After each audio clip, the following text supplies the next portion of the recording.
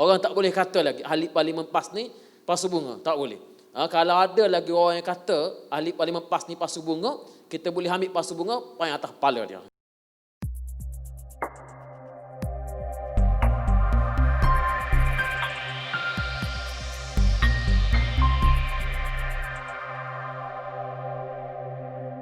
Dalam masa yang sama, PAS tidak mempunyai wakil daripada anak-anak muda yang berada di dalam kabinet. Saya kira kita mempunyai peranan masing-masing yang boleh kita mainkan. Apatah lagi kabinet yang terbentuk apabila Kerajaan Perikatan Nasional terbentuk baru-baru ini adalah kabinet yang untuk menyelamatkan negara pada masa itu daripada ancaman yang lebih besar. Yang sebenarnya kita tahu bahawa angin perubahan untuk membentuk kerajaan yang baru ini telah bermula daripada tahun lepas lagi. Bahkan mungkin 2 tahun lepas lagi. Kita ahli-ahli parlimen dilarang untuk mengambil cuti. Tak boleh keluar negara. Yang nak keluar negara pun dibekukan cuti mereka, burn tiket. Bermula bila? Bermula tahun lepas lagi. Tak boleh keluar negara, tak boleh kerana dikatakan akan berlaku perubahan dalam masa yang terdekat. Dan alhamdulillah ditakdirnya bahawa perubahan berlaku pada hujung Februari, akhirnya ia tetap berlaku dan kabinet perlu untuk dibentuk segera. Walaupun demikian, saya kira walaupun tidak ada suara pemuda PAS di dalam kabinet, kita boleh memainkan peranan masing-masing.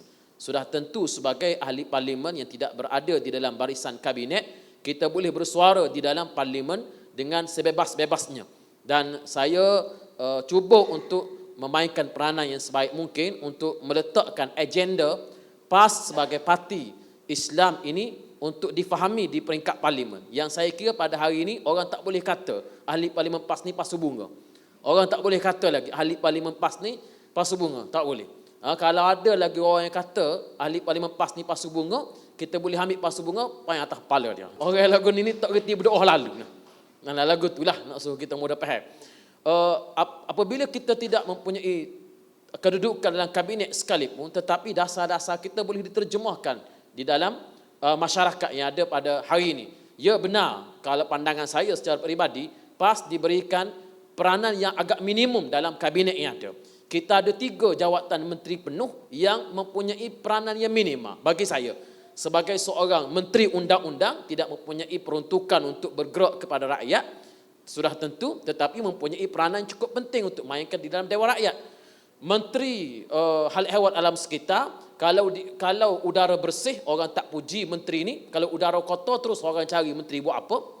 Begitu juga menteri yang jaga harga sawit, komoditi, cukup sukar untuk nak menaikkan harga kelapa sawit daripada merudum bermula daripada tahun lepas. Tetapi dengan 3 menteri penuh yang ada kepada PAS ini, orang dapat melihat, rupanya PAS tidak ada masalah untuk mentadbir. Walaupun dengan peranan yang minimum. Yang sudah pasti sebelum daripada itu, orang nampak kalau PAS kena ada menteri agama. Menteri agama lah yang kita kena adanya. Dan semua orang kata bahawa menteri agama ni akan diberikan kepada PAS. Tetapi alhamdulillah, dengan peranan yang minimum di dalam kabinet, posisi yang minimum ini, kita boleh memaksimumkan suara kita di dalam kabinet. Apatah lagi di dalam kedudukan yang diberikan dalam GLC dan sebagainya. Saya boleh ambil contoh sebagai contoh. Bila saya secara peribadi diberikan amanah sebagai pengurusi Perbadanan Tabung Bangunan Kemahiran PTPK di bawah Kementerian Sumber Manusia, perkara pertama yang saya sebut kepada kaki tangan, kepada staf-staf saya, bila saya masuk ke pejabat, ialah saya tanya, sebab saya sudah ada maklumat, berapa jumlahkah loan yang telah diberikan oleh PTPK kepada semua peminjam. Berapakah jumlahnya? Lebih daripada berpuluh-puluh juta, melibatkan 400,000 peminjam. 400,000 peminjam yang telah mendapat pinjaman loan lebih daripada 20 juta daripada kerajaan Malaysia untuk belajar peringkat kemahiran. Artinya dari sudut stabilnya lebih stabil PTPK berbanding PTPTN. Tetapi sayangnya sehingga ke hari ini pinjaman ini adalah pinjaman yang berteraskan kepada riba. Pinjaman yang berteraskan kepada riba. Ini isunya. Tetapi bila saya masuk, saya kata kenapa tidak buat pinjaman berteraskan syariah? Jawapannya mudah. Tidak ada siapa yang bercakap belum ada ini. Tidak ada siapa yang bercakap sebelum daripada ini untuk buat pinjaman ini pinjaman syariah.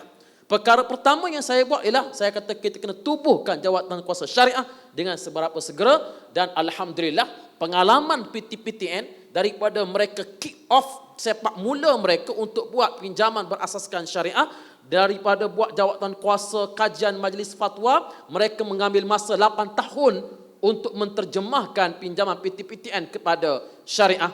Saya meletakkan target kurang daripada 8 bulan selepas daripada kita bermesyuarat untuk kali pertama, insya-Allah pinjaman PTPK akan dijelmakan dalam pinjaman mesra syariah insya-Allah.